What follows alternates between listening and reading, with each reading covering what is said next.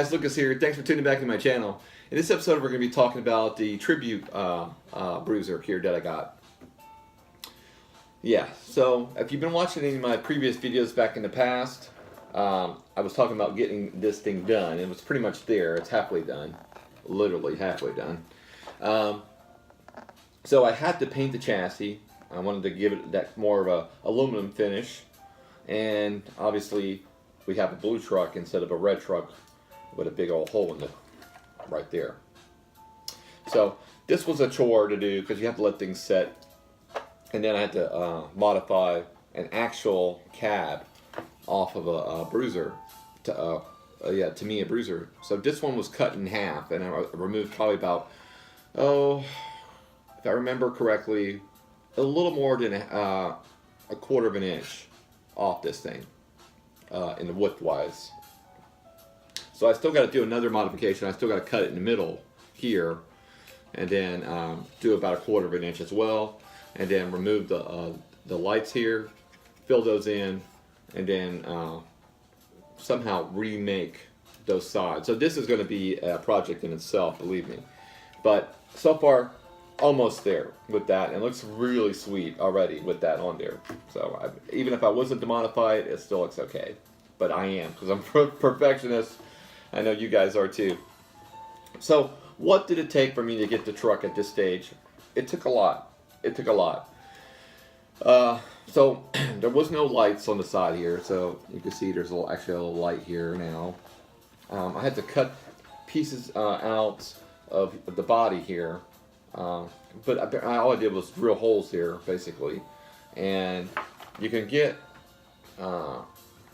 these off eBay. This is actually belongs on the Tamiya Bruiser or Hilux or Mountaineer, I believe. But they have the little parts here, so it's a little parts tree.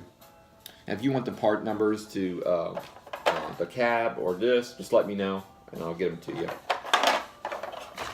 So it was definitely a project that I had no idea how much time it was going to take to do this thing, and I'm still only halfway there. Maybe a little more than halfway. I still got to put the rest of the decals on the other side. I'll show you. Do some more painting. This side basically is just a decked out, really sharp looking RockCrusher. But on the other side, then you get the Bruiser look. So the decals were almost correct. I had to do a little bit of trimming here and there to make them work, but for the most part, it's okay. The paint was okay. I had to clean the paint after I painted it again. And for some reason, there was just too much orange peel on there. So a little polish on that. The chassis was totally stripped apart and everything like that, and cleaned and degreased, and then painted this chrome finish, which I think is nice. I'm probably going to repaint the shocks, shock towers. Probably going to do those in a yellow or something like that, just so they stand out right behind here. I don't know. If you come up with a different color scheme for that, maybe just let me know. But I think the yellow is pretty nice, because white would just kind of blend in too well. Now inside, right now I got some hop-up items I'm going to show you that's going to go inside this truck. But inside right now I got just basically standard silver can 540 motors in them. This truck, as you know, if you get a RockCrusher, they don't come with the gearing inside. So I had to get gears and everything like that to put inside here. And I had to find a motor and pinion gear and all that stuff. So that was a chore. That was really hard to do. But to let you know right now, so if you're going to put pinion gears in these with aftermarket motor, the company I went with was www.hotracing.com for the pinion gear. Now the pinion gear that goes in here is a 7-turn, and maybe you will use a 6-turn, but 8-turn's not going to work. So just let you know, and this is a 32 pitch. So it's 32 pitch.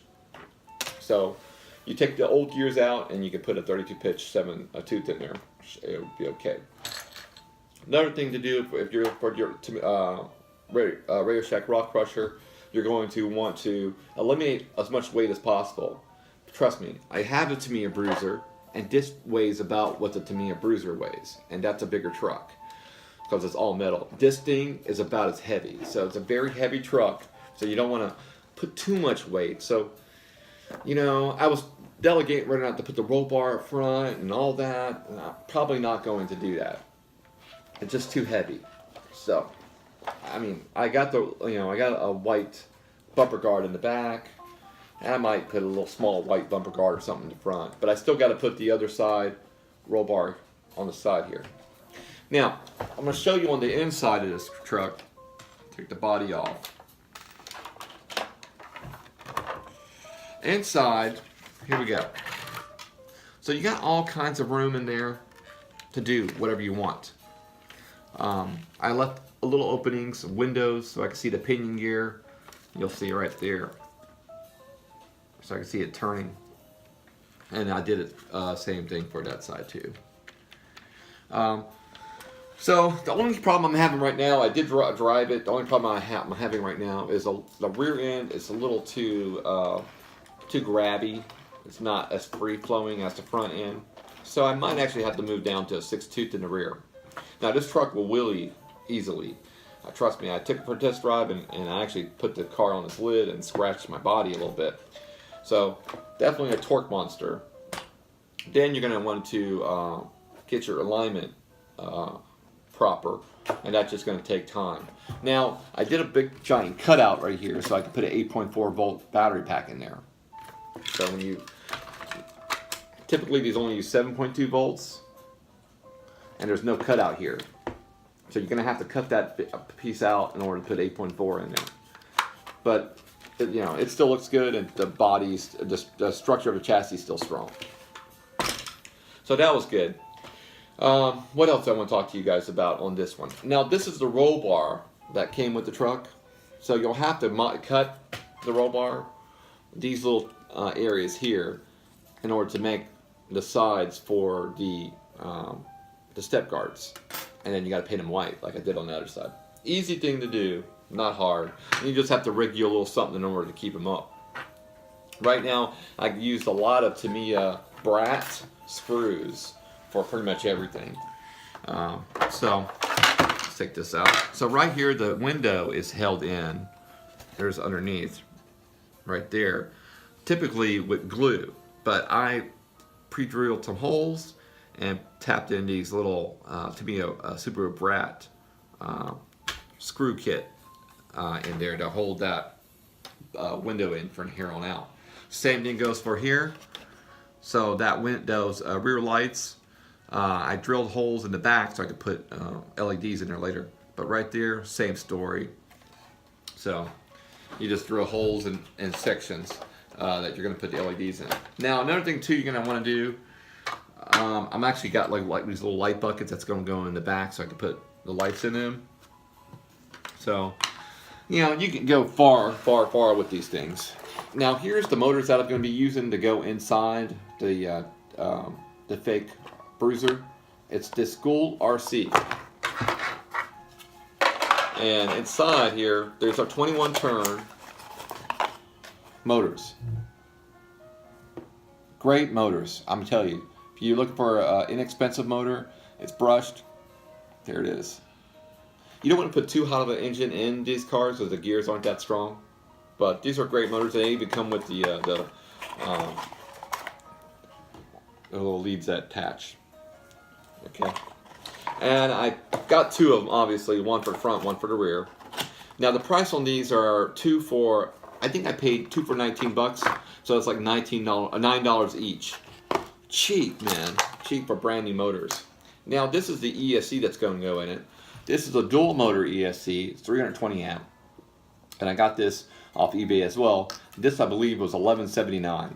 It's it's even got a fan on it, so you're definitely gonna need that. So pretty good deals on this stuff, and nothing crazy. And that's for the brush. This is a brush setup, so it's not a brushless. And I don't think I would do a brushless setup in that anyways. So the next video, guys, I'm going to be talking to you about is roll bar for your Maru Big Bear, and how you can, if you don't have these and you can't find these to have the dome lights up top, what do? Well, I'm going to tell you what I do. This is a Tamiya Blackfoot dome light and with the bucket and everything like that. And I'll show you in the next episode how I make it work. And they're only slightly larger than the Maru Big Bear lights. Okay, so that's going to be a cool episode. Alright, you guys, thanks for watching my video. Sorry this one turned out to be a little longer than normal. Please hit a like, and I'd love for you guys to subscribe. Got a whole lot of cool stuff coming up. Alright, you guys, take care, and I'll see you on the next one. Bye.